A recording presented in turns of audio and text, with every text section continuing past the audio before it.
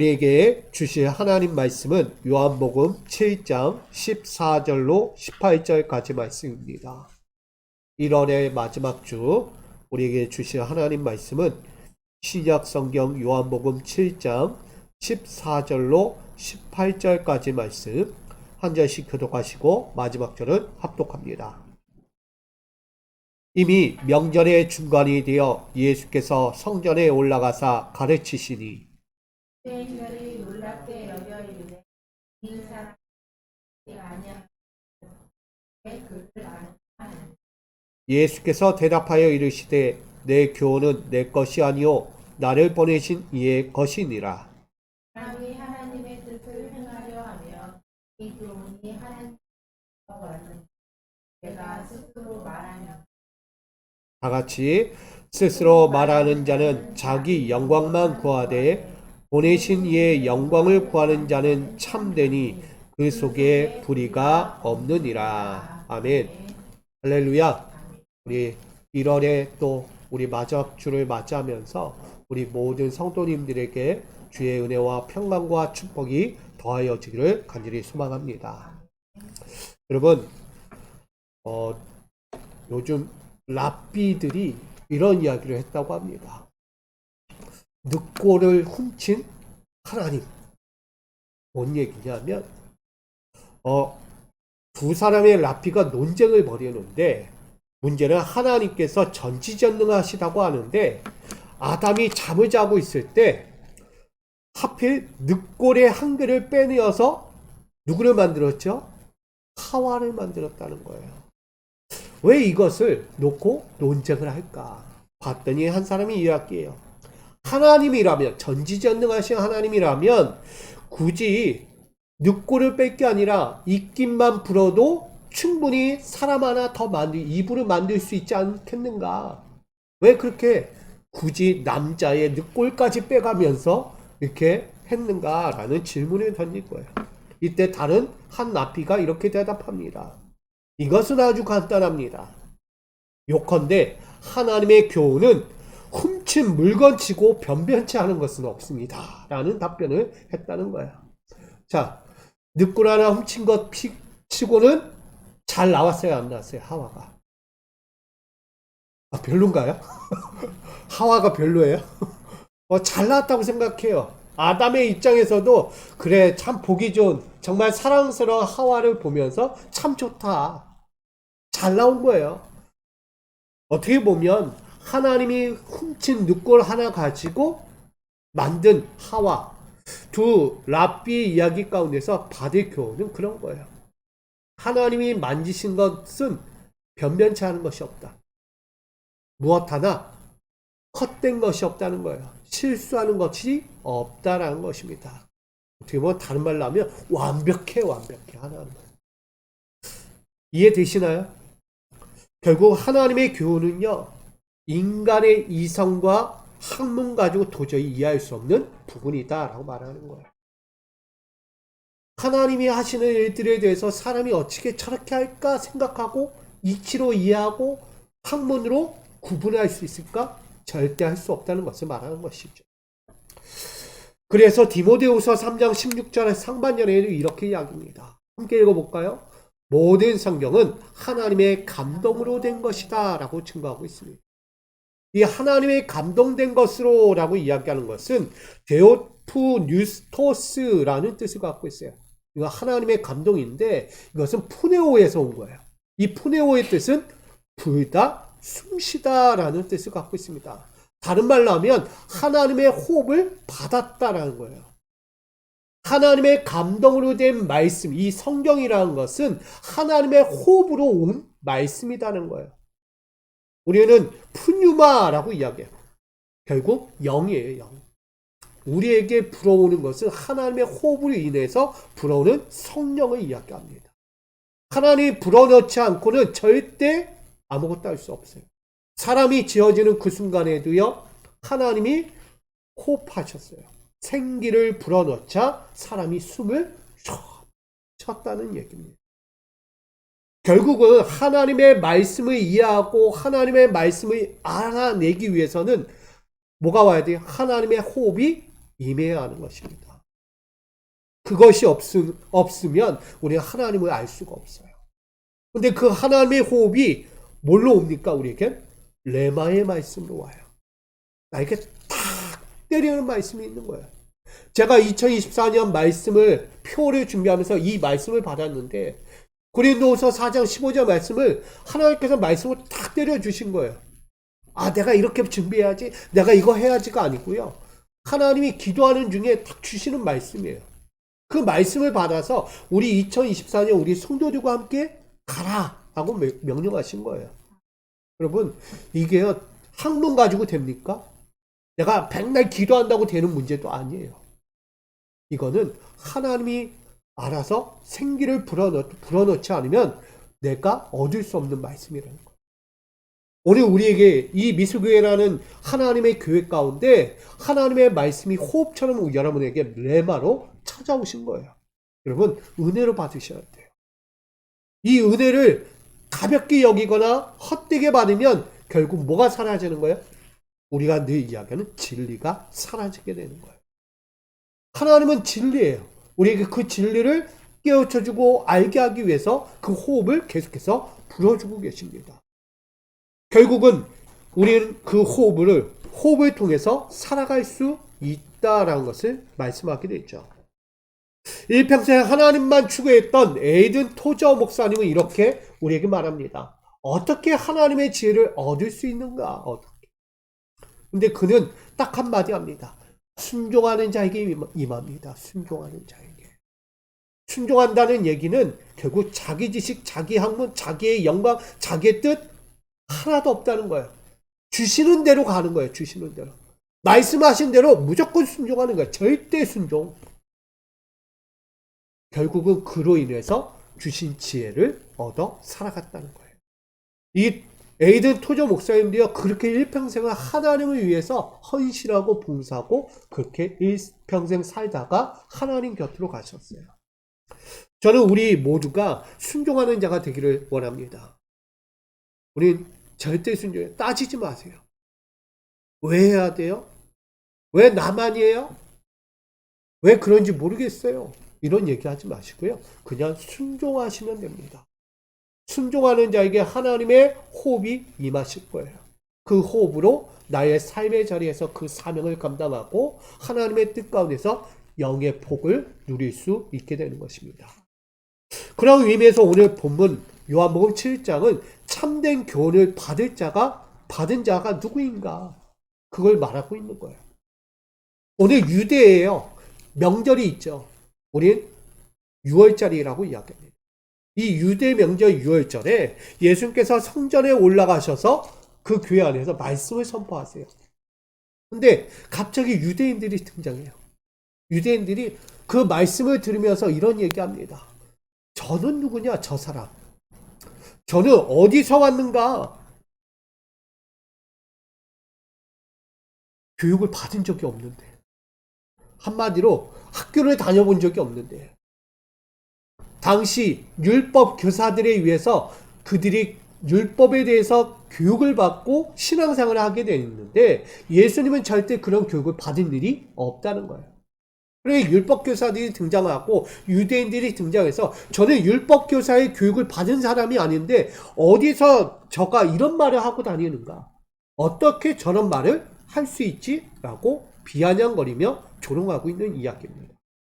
결국은 성전에서 말씀을 가르칠 때 놀랍게 여기면서 무시와 조롱으로 나온 이들이 바로 유대인들, 율법 교사들이었다는 거예요. 이때 예수님은 한마디 합니다. 자기의 영광을 위해서 수단으로 삼는 교훈은 너희들이다. 그러나 나는 나의 영광을 위해서 지금 말씀을 전하지 않는다. 하나님의 영광을 위해서 보내진 참된 교훈이다 라고 말하고 있습니다. 달리 이야기하면 율법 교사들이 가르치는 교훈은 자기 영광을 위해서 가르치고 있는 거다. 자기 양은 자기 뜻이다는 거예요. 자기가 익힌 것 가지고 전하는 거다는 거예요. 그러나 하나님의 아들 예수는 다르다. 누구의 말씀을 가지고 전하는 거예요? 하나님의 말씀을 가지고 가르치고 있는 거예요. 예수님은. 그러니 저들이 아무리 하나님의 말씀을 전해도 이해하지 못하고 깨닫지 못하고 순종하지 못하는 거예요. 도리어 비판하고 정죄하고 멸시하는 것이죠. 오늘 그 말씀이 이 말씀이에요. 오늘. 그러니까 저가 누군데 여기 와가지고 이 말씀을 전하는가. 배워본 적도 없는 사람이 그렇게 비아냥거린 거죠. 저는 그런 의미에서 오늘 우리 믿음의 성도님들과 함께 이 말씀을 이 주제로 나누고자 하는 것입니다. 오늘 요한복음 7장 14절로 18절 말씀 가지고 진리를 가르치는 사역에 대해서 함께 나누려고 합니다. 첫 번째는 교훈은 선한 목자가 전한다는 것을 전합니다. 15절 말씀 함께 읽겠습니다. 시작. 유대인들이 놀랍게 여겨 이르되 이 사람은 배우지 아니하였거늘 어떻게 그를 아느냐 하니. 여러분 주변에 따지기 좋아하는 사람 있지 않습니까? 따질 건 꼭 따지고 넘어가야 되고 따지지 않고는 적성이 풀리지 않는 사람도 있어요. 때로는 했던 얘기를 다음날 또 꺼내서 또 하는 사람이 있습니다. 저도 한 주 동안 있으면서 이런 얘기하는 사람 봤어요. 만날 때마다 했던 얘기 또 하는 거. 했던 얘기 또 하는 사람. 좋은 얘기가 아니고요. 너 뭐 했잖아. 너 이거 문제잖아. 꼭 따지고 뭔지 문제가 해결돼야만 입을 다무는 사람들이 있다는 거예요. 옳고 그름을 분명하게 따지기 좋아하는 사람들이 분명히 내 주변에 있습니다. 이것이 꼭 잘못되었다라는 것이 아니라 때로는 공동체 생활이든 믿음 생활이든 사회 생활이든 어울릴 수 없는 사람이 될 수 있다는 것을 이야기하는 것입니다. 아무리 옳고 그러도 그것을 너무 집요하게 파고들어서 따지고 그걸 해결하려고 하는 사람이 있다면 그 사람과 함께하고 싶을까? 아니요. 조금 껄끄러울 수 있어요. 아무리 옳은 거라도 그걸 계속 따지는 사람이 옆에 있으면 피곤할 수 있어요. 왠지 모르게 내가 혹시 잘못한 게 있지 않을까? 잘했음에도 불구하고 괜히 죄책감을 느낄 수밖에 없는 상황이 올 수도 있는 거예요. 저는 이런 모습을 보면서 왜 이렇게 할까? 결국 그런 사람들은 이런 거예요. 너는 옳고 나는 옳고 너는 뭐하다? 틀리다라고 이야기하는 거예요. 나는 옳고 너는 틀렸어라고 이야기하는 거예요. 계속해서 집요하게 하는 사람들. 결국 이런 사람들은 자신의 객관화된 생각에서 결국 벗어나지 못한 편견을 갖고 사는 사람이 아닐까라는 생각을 갖게 됩니다. 따지기 좋아하는 사람은요, 편견이에요.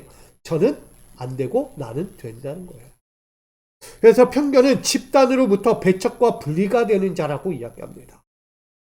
집은 거대해도요, 속은 텅텅 비어있는 우울한 공간, 차가운 공기가 머무는 공간과 같다라고 이야기하는 거예요. 편견을 갖고 사는 사람. 편견을 갖고 사는 사람은요, 만족이 없는 거예요. 뭘 봐도요, 계속 비꼬아 보는 거예요.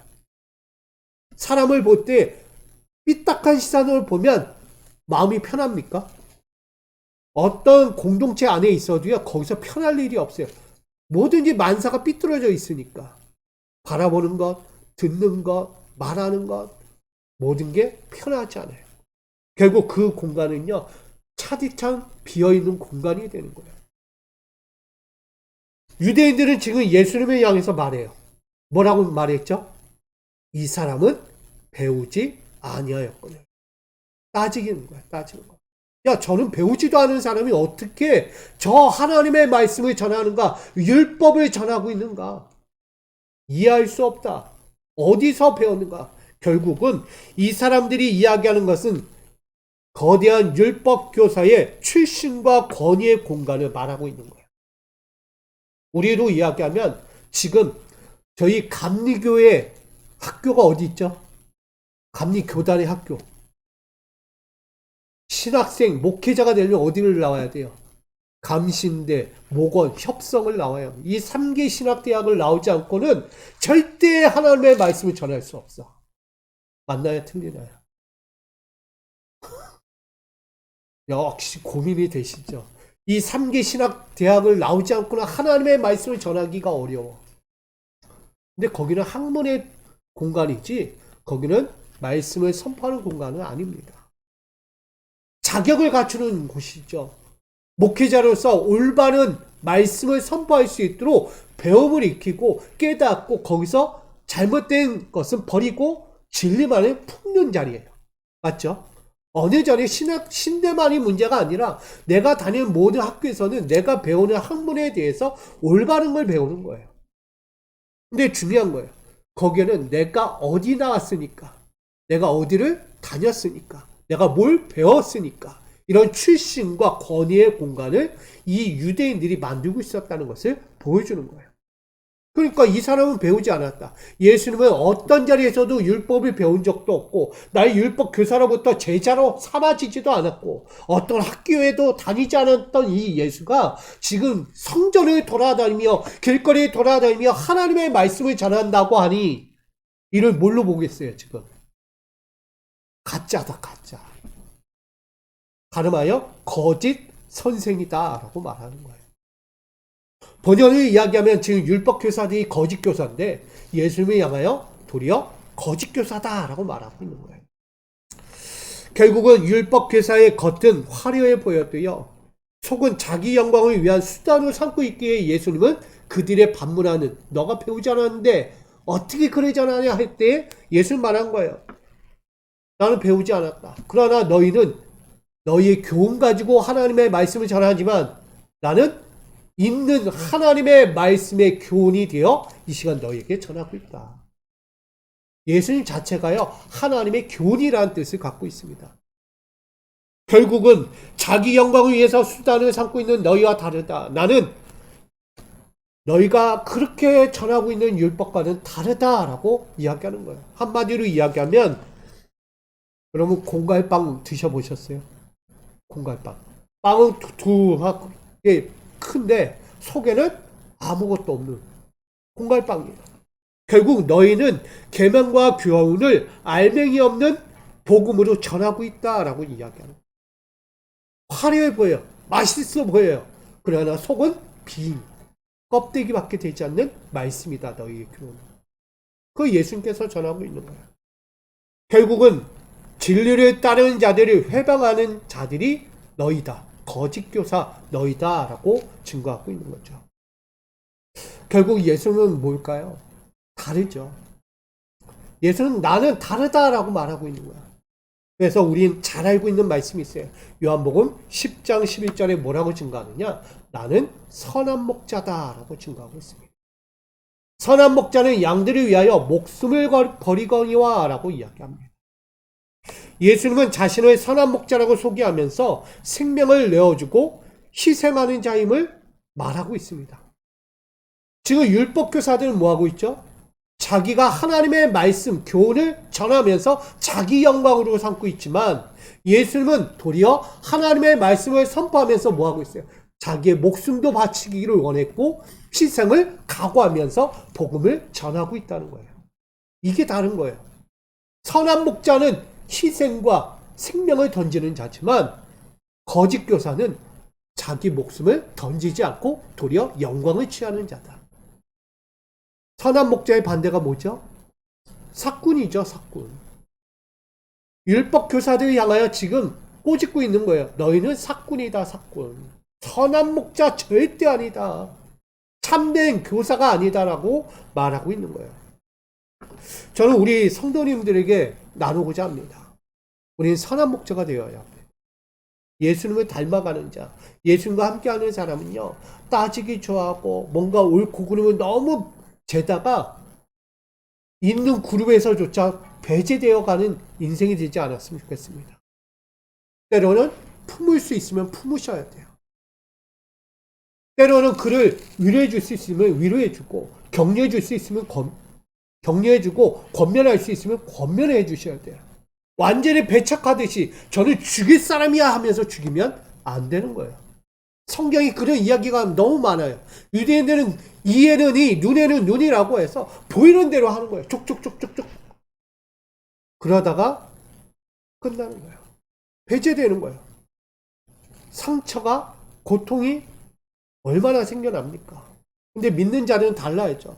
우리 성도님들은 선한 목자가 되어야 돼요. 예수님처럼. 때로는 위로하고 격려하고 권면하면서 바른 길로 갈 수 있게끔 안내자가 되어야 합니다. 저는 이왕이면 공갈빵 되지 마시고요. 맛있는 앙금이 들어간 빵이 됐으면 좋겠어요. 아멘? 그 복음을 전하셔야 돼요. 준비된 자는 그걸 전합니다. 그래서 따지지 마시고요. 있는 그대로 함께 나누고 전할 수 있는 자가 되기 원합니다. 그런 의미에서 저는 첫 번째, 우리 하나님의 교훈은 출신과 권위로 주어지는 것이 아니다라는 것을 기억했으면 좋겠습니다. 나아가 생명과 희생을 아낌없이 나눠줄 준비된 선한 목자가 될 때 비로소 나의 믿음의 양떼들에게 또 찾아올 양떼들에게 하나님의 교훈, 하나님의 호흡, 그 말씀이 나를 통하여 흘러갈 수 있는 거예요. 저는 우리 모두가 하나님의 호흡이 되기를 간절히 소망합니다. 믿음의 양떼들에게 말씀의 호흡이 되셔야 돼요. 이거 중요합니다. 우리 2024년 이렇게 준비되어 가는 선한 목자가 되기를 다시 한번 축복합니다. 두 번째의 교훈은 순종하는 자입니다.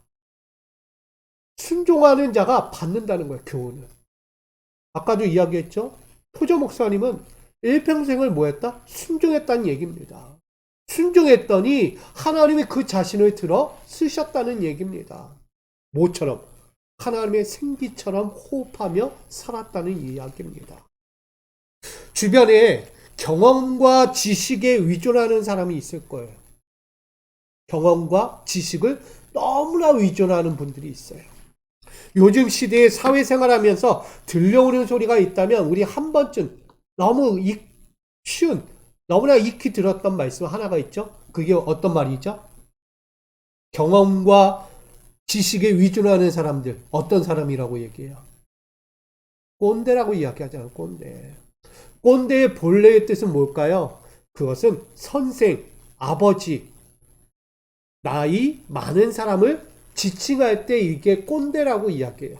근데 이것이 조금 바뀌었어요. 꼰대가. 의미가 좀 바뀐 거죠.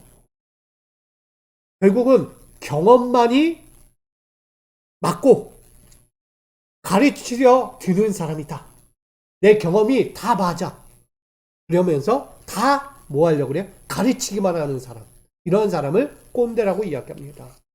즉 우리 많이 하는 이 꼰대들이 하는 이야기가 뭐예요? 나 때는 말이야. 나 때 좋아하시는 분들. 나 때는 말이야 하면 이 얘기를 뭐만 하면 툭툭 튀어나오면서 하는 사람들을 꼰대라고 우리는 이야기합니다. 이런 분들은 남의 말을 경청하지 않아요. 듣는 것 같지만 듣지 않고 흘려보냅니다. 그러면서 자기 말만 해요. 내 말이 옳고 내 말대로 해야 하고 내 말대로 안 하면 문제가 생겨라고 이야기하는 거예요. 이게 꼰대의 기본 틀입니다. 그래서 남들의 말을 경청하지 않고 순응하기보다는 자기 경험을 더 생각하고 자기를 어떻게 해요? 내가 더 뛰어나다는 것을 강조하고 있는 사람들이 꼰대라는 거예요. 내가 더 뛰어나. 너보다 낫다는 거예요. 이런 사람들은 모두 공동체의 공간에서 뭐 하고 있는 사람이냐? 담을 쌓고 있는 거예요. 막는 거예요. 난 더 이상 너랑 함께 할 수 없다는 거예요. 아우 안 맞아. 우리 젊은 MZ세대들은 우리 어른들 기성세대들이 뭐 말하면 아우 귀찮아. 아우 듣기 싫어. 아우 알거든요. 아우 이런 얘기 한다는 거예요. 기성세대들의 말을 전혀 듣지 않습니다. 자기 생각이 옳아서. 자기 고집대로 하는 거예요. 그런 사람들은 생각이 예전, 과거에 머무르는 사람들이 많다는 거예요. 그러니까 젊은 세대들이 따라가지 않아요. 기성세대들. 요즘도 신앙생활 하라고 부모님들이 자녀들에게 너 신앙생활 해야지, 말씀 봐야지, 기도생활 해야지 백날 얘기해도 안 들어요. 왜일까요? 나 하나님 안 버렸다니까요. 저 나름대로 신앙생활을 하고 있다고요. 근데 부모의 입장, 기성세대가 볼 때 교회 좀 가야 되고 말씀 보는 게 보여야 되고 뭔가라도 하는 모습이 보여야 되는데 안 보이니까 얘가 진짜 기도 생활을 하고 있는지 말씀 생활을 하고 있는지 교회는 나가고 있는지 이런 얘기하는 거예요. 기성세대가 볼 때 내 자식이 신앙생활을 안 한다고 보는 거예요. 그러니까 맨날 얘기하는 교회 가자, 교회 가야지, 말씀 봐야지, 기도해야지. 우리는 다른 말로 하면 너 공부해야지, 학원 가야지. 얘기하는 거예요. 그러면 자녀들이 학원 가야 안 가요? 안 가요. 가도 공부 안 돼요. 그냥 앉아만 있는 거지 공부 안 합니다. 제가 해봤거든요.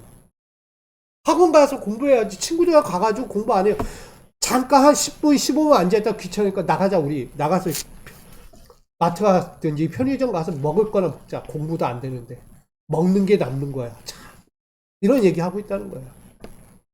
결국은 예전의 과거에 머물러서 똑같은 얘기를 하고 있는 꼰대와 같은 사람들이 기성세대가 된다면 절대 MZ세대들은 따라오지 않는다는 거예요. 절대 그것에 반응하지 않아요. 삐뚤어 나갔지. 세상의 변화에 불통하는 사람들이 꼰대라는 것을 말하고 있어요. 이야기되죠? 지금 MZ세대와 이야기 소통됩니까, 여러분? 내 자식과도요, 얘기가 안 돼요. 얘기해도 뭐라고? 이런 얘기 되는 거예요.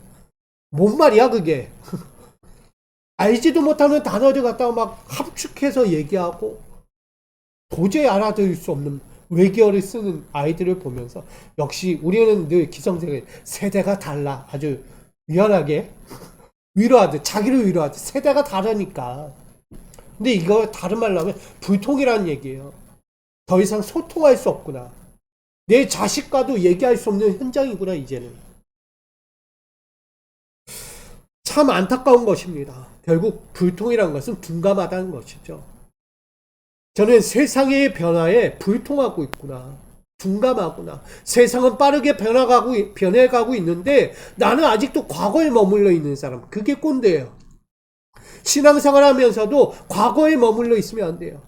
지금 교회가 코로나 이후 우리 팬데믹 시대를 지나서 이제는 로컬 시대로 왔어요. 그러면 이 로컬 시대에서 우리가 어떻게 할 거냐, 신앙생활. 교회를 어떻게 가야 할 것이냐. 자꾸 목회자는 과거에 머물러 있어요.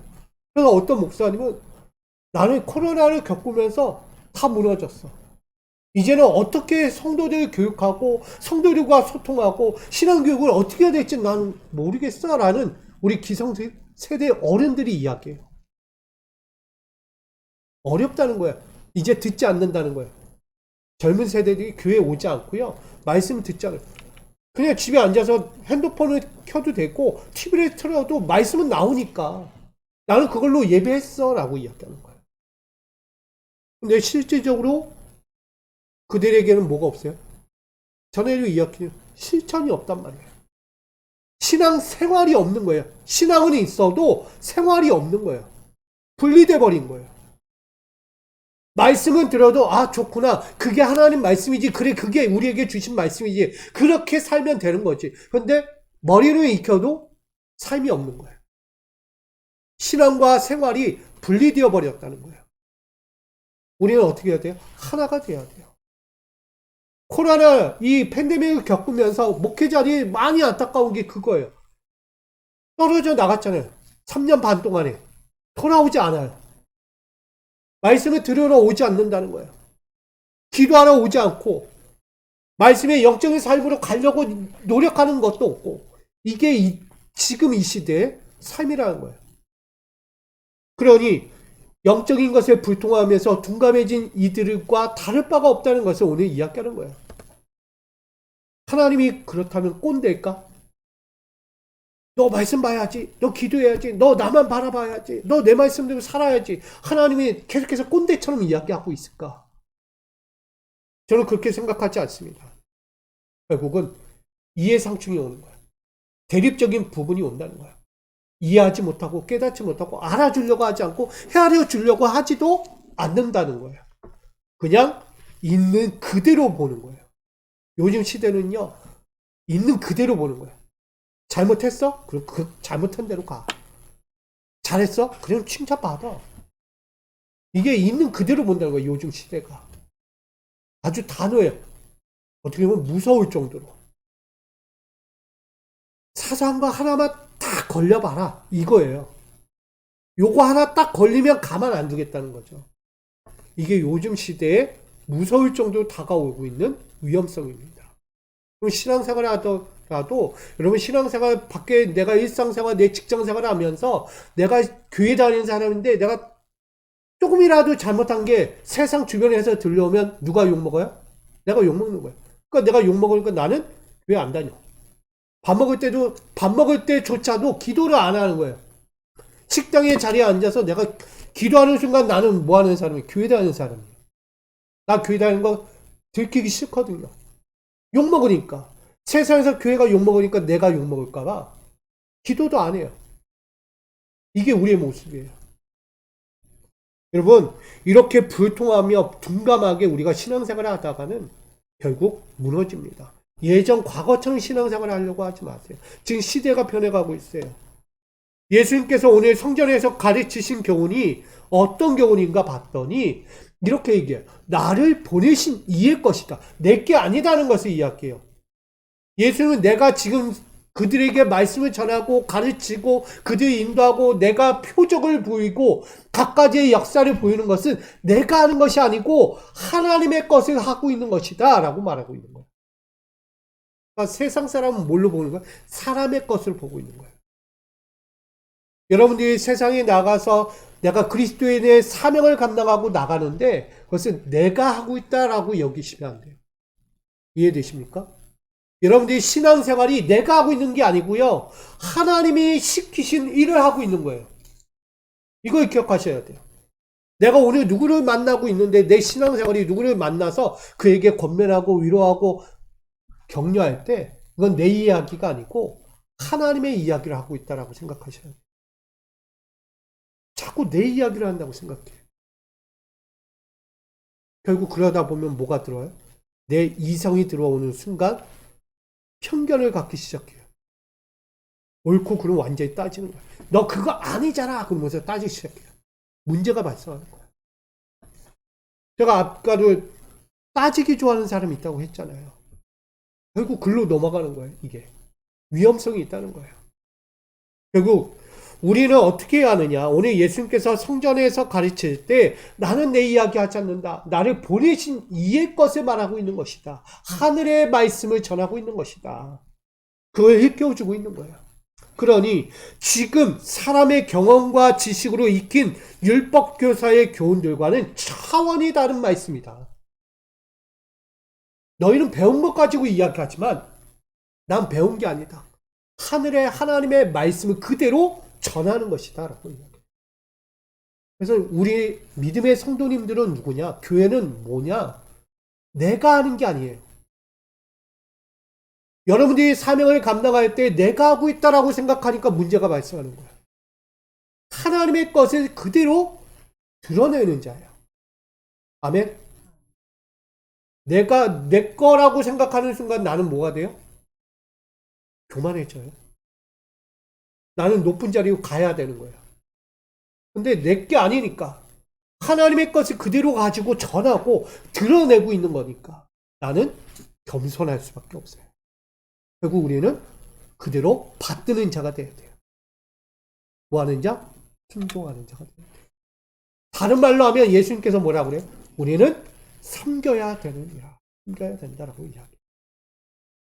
우리 성도님들은 이렇게 하기 원합니다. 나의 경험과 지식 가지고 자꾸 이 교회 생활하고 내 일상 생활하고 뭔가 세상 앞에서 꼰대짓 하지 마시고요.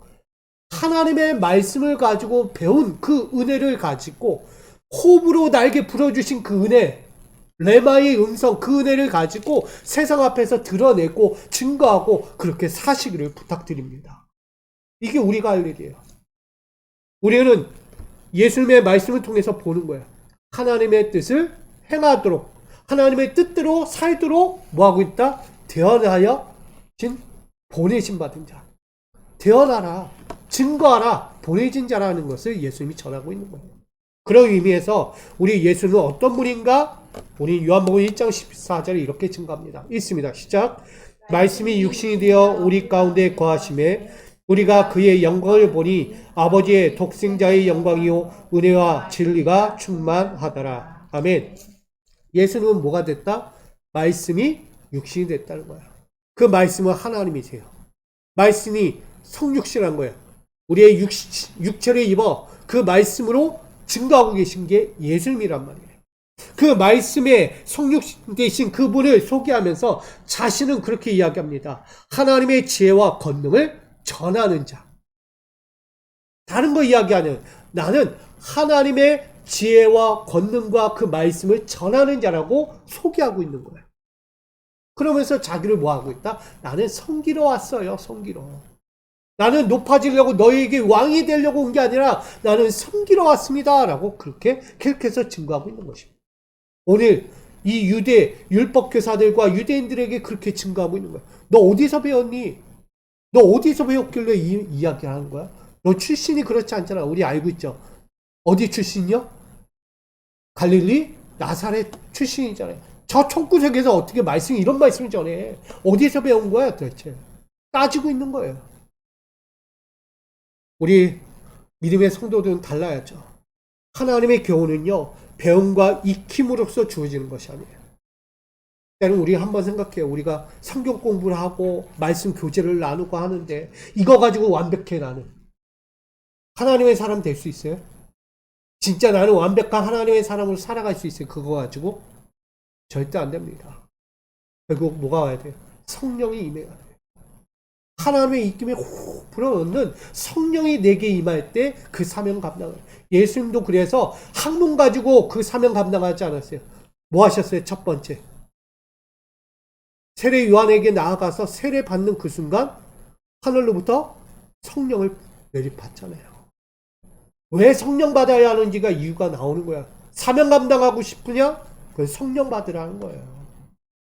그리스도인답게 살려냐? 너희 세례 받아. 성령 받으라는 거예요. 성령 받으라. 세례 받으라는 게 그냥 물로 세례 받는 거 얘기하는 게 아니고요. 성령 받으라는 얘기를 하고 있는 것입니다. 그럴 때 그리스도인답게 그 사명을 감당할 수 있는 것입니다.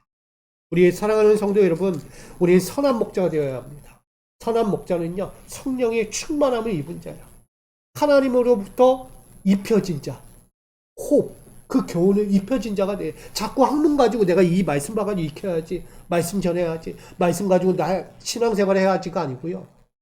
하나님의 은혜가 내 심중에 뜨겁게 달아올라야 돼요. 그럴 때 그 말씀으로 살아갈 수 있는 것입니다.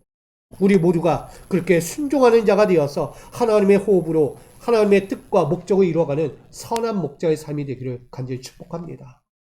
마지막으로 교훈은 하나님의 영광을 구한다는 거예요. 교훈은 무엇에 있느냐? 목적이 있어요. 하나님의 영광을 구하는 거예요. 누구의 영광? 하나님의 영광. 나의 영광이 아니에요. 내가 하나님의 교훈을 받았고 하나님의 충만한 말씀을 내가 받았으니 나 이제 축복받아야지. 맞아요? 네, 축복도 맞죠.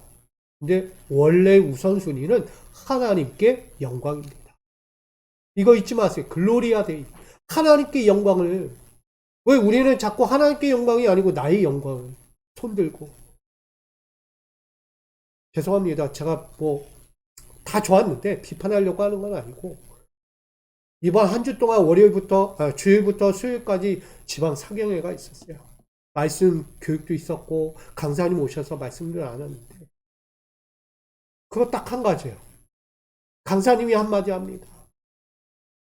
내가 기도해 줄 테니까 헌금하고 앞으로 나오시라고. 자, 목적이 어디 있을까요? 기도해 준다니까. 헌금 들고 나와서 기도 받는 거예요. 나 아픈 데 있으니까 기도 받는 거예요. 목적이 어디 있을까요? 제가 늘 이야기하지만 내가 아파도 이 아픈 몸을 나으면 하나님 영광 위에서 이제 뛰겠습니다 라는 고백이 되어야 되는데 나은 것을 끝난다는 거예요. 내 물질이 지금 부족해서 내 재정이 어려워서 힘든데 이거 가지고 기도했어요. 하나님, 내 이 재정이 채워졌네요. 이 주신 재정 가지고 이제는 하나님 영광에서 한번 써보겠습니다. 이런 믿음의 결단이 없는 거예요. 다들 아프니까 힘드니까 나와서 기도 받아요. 빨리 해결돼야지. 해결 받는 거에 목적이 있는 거예요. 근데 그 이유가 없다는 거예요. 우리가 팬데믹 이후에 그 이유가 없는 것처럼 똑같은 거예요, 교회가. 어떻게 갈 것이냐, 어떻게 신앙생활 할 것이냐, 어떻게 우리는 새로운 세대를 맞이할 것이냐. 준비가 안 된 거예요. 우리가 준비돼야 돼요. 내가 은혜 받았으면 그 은혜 받은 것 가지고 어떻게 살 건가를 고민해야죠. 내가 복을 받았으면 그 복 받은 거 가지고 어떻게 할 것인가가 중요한데 우리는 복 받은 걸로 끝나요. 떵떵거리고 누리는 거. 잘 나가는 거. 세상의 모든 좋은 거 다 누린 것을 끝나버려요. 이게 이들의 모습이었다는 거예요. 주변에 보면 자기밖에 모르는 사람이 있습니다. 세상을 자기 중심으로 삼아요. 나의 중심. 타인에 대한 존중은 없어요. 배려도 없고 관심도 없습니다. 자신이 편한 대로 생각하거나 성공조차 자신의 공로로 과대 포장할 때가 있다는 거예요. 저는 이것을 귀족병이라고 이야기합니다. 귀족병이 뭘까요? 황제, 황후, 왕자, 공주를 표현하고 있는 귀족병. 다른 말로 하면 귀족병이라는 질병도 있더라고요. 근데 저는요, 이 귀족병은 나는 최상위급 사람이야. 이전 말로 뭐라고요? 금수저라는 거예요. 금수저. 여러분, 나는 어떤 자리에 위치해도 나는 그만한 역할을 할 수 있는 사람이야. 난 그만큼 존중받아야 하는 사람, 높은 지위에 있는 사람이야 라고 자신을 높이는 것입니다. 내가 하고 싶은 대로 하는 사람이야 라고 말하는 사람과 같죠. 내가 말만 하면 다 되고 내가 시킨 대로 하면 안 될 게 없는 거. 나는 부족하지 않거든 라면서 이야기하는 사람들을 귀족병과 같다라고 이야기합니다. 결국은 자기중심적인 사람들이죠.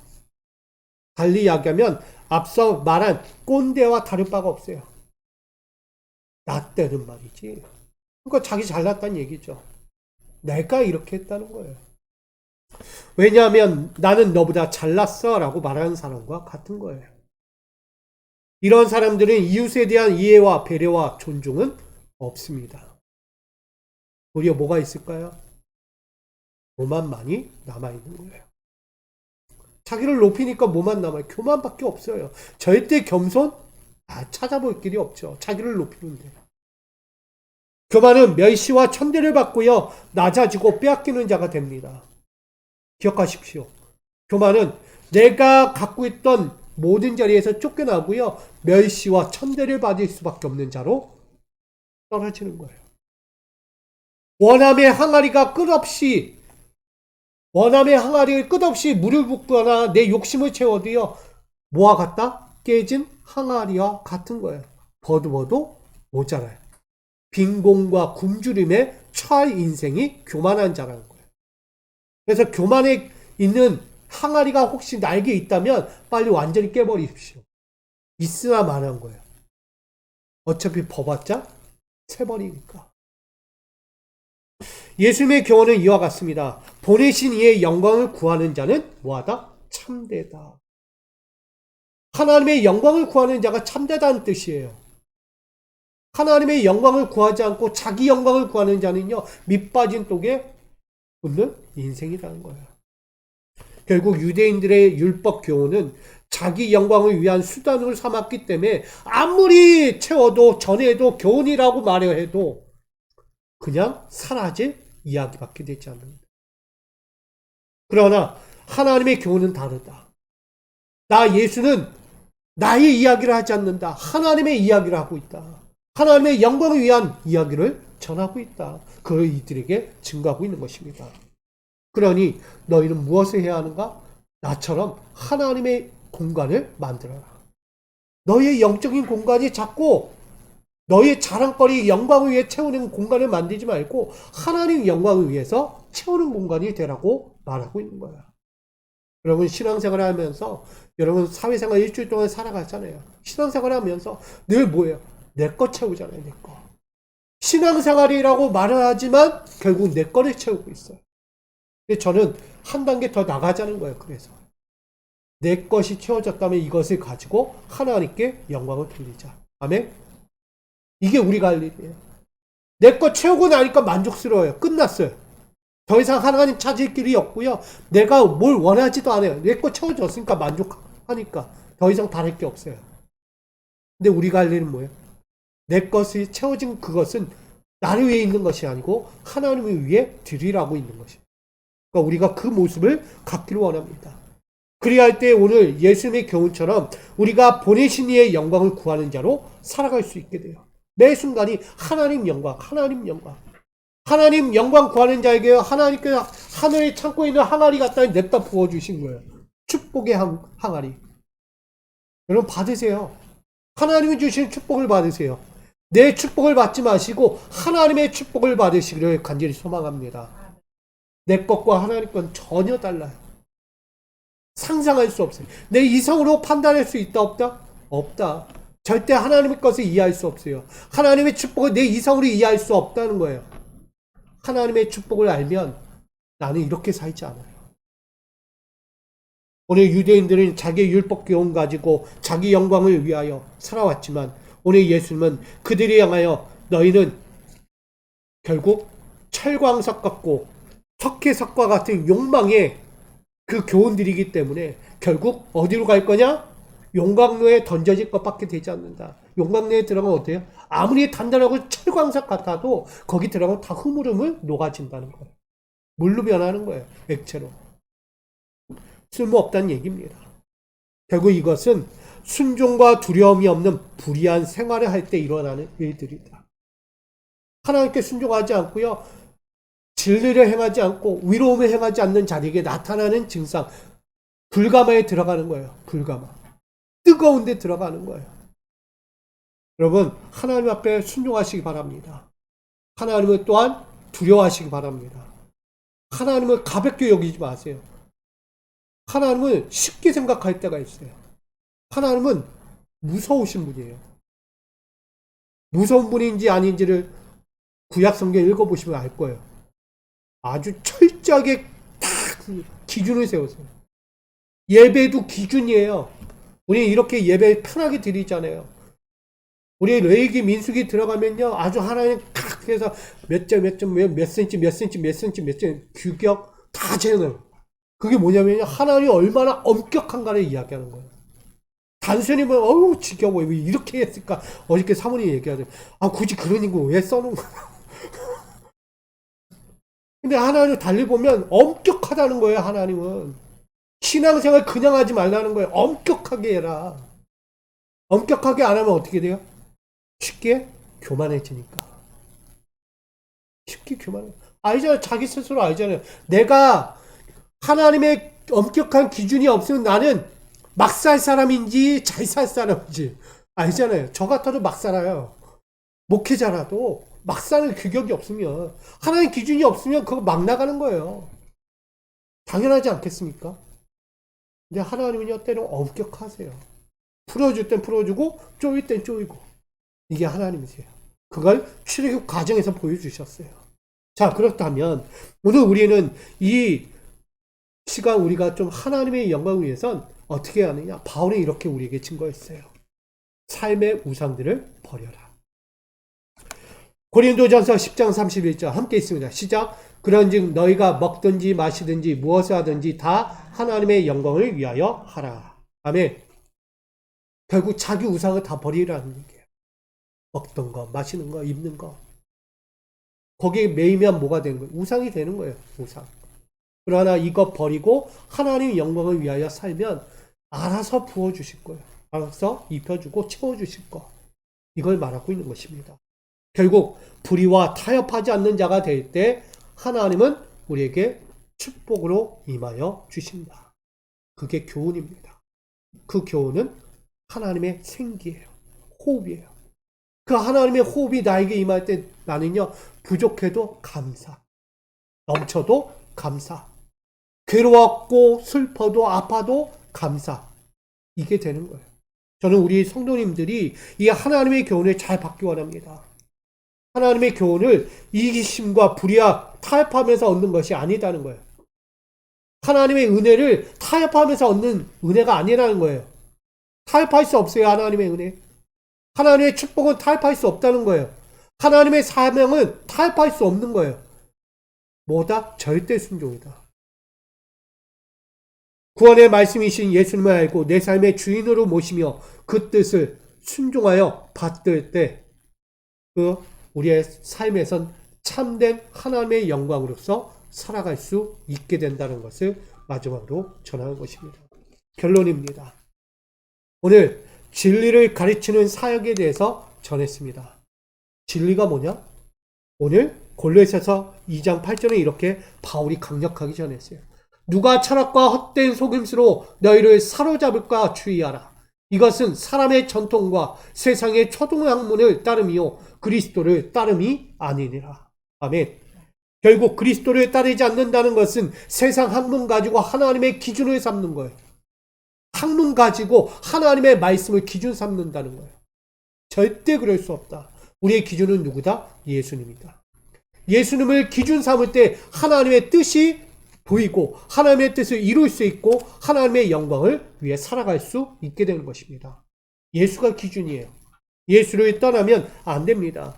이런 자들, 떠나는 자들에게 이런 얘기예요. 와분의 명이라는 게 있어요. 이게 뭐라고 써있죠? 흙으로 만든 솥이 우레소리를 낸다. 모르면서 아는 척 나선다 라는 뜻을 갖고 있습니다. 신앙생활 하면서 나 다 알아. 나 신앙생활 이렇게 하는 거야. 교만하지 마세요. 겸손해지시기 바랍니다. 어느 자리에서도 겸손할 줄 알아야 돼요. 자꾸 내가 다 할 줄 안다고, 내가 뭐 안다고 그런 얘기하다가 결국 울리는 소리밖에 되지 않습니다. 그냥 크기만 해요. 내 속은 뭐 했다?